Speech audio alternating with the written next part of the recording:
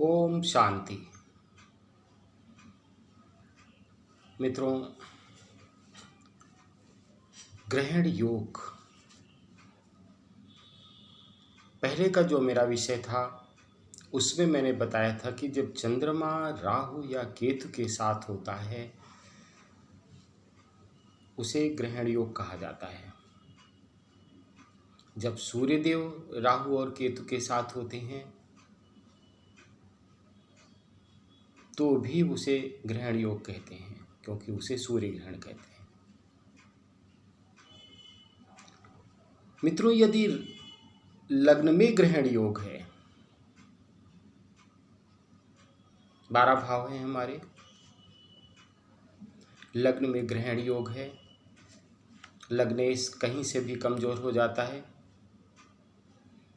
6, 8, 12 में चला गया, पीड़ित अथवा नीच का हो जाता है, तो हम स्वास्थ्य समस्या से, मन की समस्या से सदैव जूझते रहते हैं, कलंक लगते रहते हैं। द्वितीय भाव में यदि हमारा ग्रहण योग है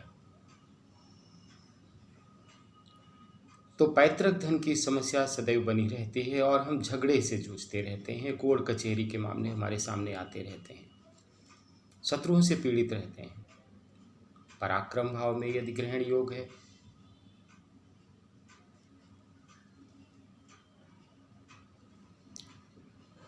तो हम सदैव ऐसे कार्य करते हैं जो घृणित होते हैं, कलंकित जीवन व्यतीत होता है। चंद्र ग्रहण है, चंद्रमा से है तो माँ को कष्ट मिलता है अथवा माँ के सुख से वंचित हो जाते हैं। पिता के सूर्य ग्रहण है, सूर्य से संबंधित ग्रहण योग बन रहा है तो पिता कष्ट में आते हैं और हमारी यश कीर्ति धीरे धीरे धूमिल होती है। हम वही कार्य करते हैं जो बुरे होते हैं। सुख भाव में यदि कहीं ग्रहण योग है तो वाहन सुख समस्या करता है, साथ ही मात्र सुख समस्या करता है और हम यहाँ से दूर चले जाते हैं। अपनी मातृभूमि जहाँ हम उत्पन्न होते हैं वहाँ से हम दूर चले जाते हैं। वहाँ भी हमारे सामने समस्या ना हो, कभी कभी कर्ज के रूप में भी हमारी समस्या बढ़ जाती है। पंचम भाव में यदि ग्रहण योग है तो संतान समस्या आ जाती है अथवा हमारी संतान सदैव हमें पीड़ित करती रहती है। छठे भाव में ग्रहण योग कर्ज की समस्या बढ़ाता है, मामा सुख से भी वंचित कर देता है। सप्तम भाव में यदि ग्रहण योग है तो पत्नी सुख बहुत समस्या कर जाता है, कई रोग होते हैं। यदि किसी तरह से धर्म कर्म से विवाह हो गया तो पत्नी अनेक रोगों से पीड़ित हो जाती है, असामयिक मृत्यु हो जाती है हमारी। अष्टम भाव में यदि ग्रहण योग है यह भी हमें रोगी बनाने में बहुत मदद करता है, मानसिक समस्या, डिप्रेशन समस्या दे देता है। भाग्य भाव में यदि ग्रहण योग है तो हम सदैव यही कहते रहते हैं कि हम अभागे हैं और कहीं भी असफलता हमारी समस्या बनती है।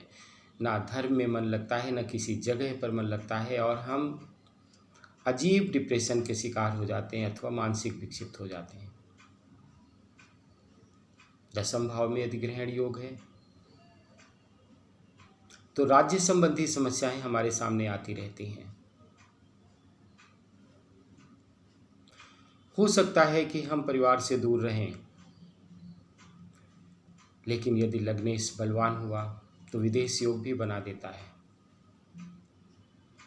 लाभ भाव में यदि ग्रहण योग है तो राहु कभी कभी बुरे कार्यों से हमें धन दे देता है, लेकिन आगे आने वाली पीढ़ी हमारी सदैव समस्या में आती है। द्वादश भाव में यदि ग्रहण योग है तो जीवन में एक के बाद एक कर्ज बढ़ते जाते हैं। कर्ज वो कैसे भी हों, चाहे हम सुख के लिए लें, अपनी आदतों के लिए लें, अथवा किसी कार्यवश लें, लॉस का सामना करते हुए हमारे लिए अनगिनत समस्याएं आती जाती हैं। तो यह था ग्रहण योग के द्वारा द्वादश भाव का फल। आप भी यदि ग्रहण योग से प्रभावित हैं तो अवश्य योग्य आचार्य से संपर्क करके उसका उपाय जरूर करें, धर्म का पालन करें। समस्या यदि 100% है तो 50% तो आपके धर्म और अपने आचरण से दूर हो ही जाएगी और आप काफ़ी अपने को तनाव मुक्त महसूस करेंगे। ग्रहण योग जब भी होता है, चंद्रमा से है तो हम मोती जैसा रत्न कभी नहीं पहन सकते,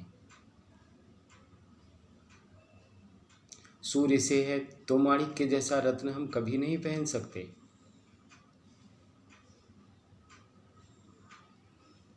अन्यथा वह हमारे लिए समस्या कर देगा।